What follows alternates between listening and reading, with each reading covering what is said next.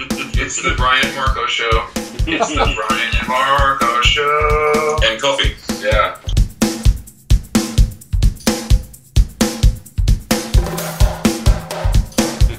So the first song, it's a Marco song. It's called Dance of the Aristocrats. What can you tell us about that song, Marco?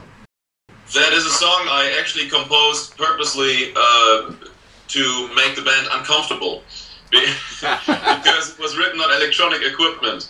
Okay. So my headspace was literally going for the direction, let's see, how we would translate it as a trio when I would write it in more like a dance music environment with sequencers and electronic stuff. So Bryan had to come up with what you had, like, a sequencer bass. I had a very interesting combination of effects that I used, an SWR bass synth head and an Electro-Harmonix bass synth pedal, and so that I could create something that sounded like a real synth, a square wave with an octave, and actually it worked out really well. It was easy. The way the sound was constructed, it ended up being fairly easy for me to play with my hands. So it was super fun, and the sound ended up working, and Marco had this very specific drum pattern that's very consistent throughout the song, even though there are fills. Yeah, I dug it. Thank you kindly, as Scotty would say. But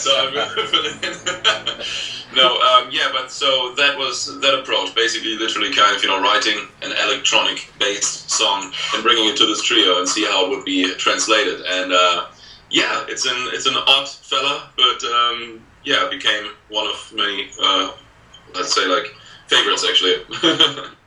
Why is it, in relation to the previous record, that it also begins with one of your tunes? Is it because you want to start very rhythmically with the records? Why is it placed on the first slot on the album, that song? Oh, I paid them, first of all, to do that.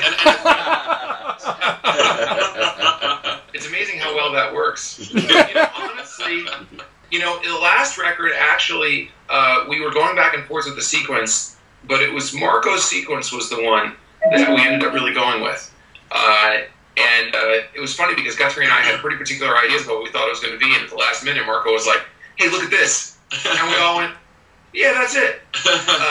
This time, I think I drew up the sequence a little bit more, but I think Dance of the Aristocrats just seemed like an obvious opener to me, with that long, extended drum intro and a whole, like, a very, we like to make the first song on the record a little bit not what you would expect. It opens up with, like, a really searing guitar riff. It's like, that's cool, but it's like, okay, it's an instrumental rock fusion band, and there's the guitar. So we just thought that it would be cool to have something completely out of left field to start the record. That's right. That's why we never really sold, actually, platinum status or anything. Because, we kind of, make the people think it's going in this direction, and then it's going completely different.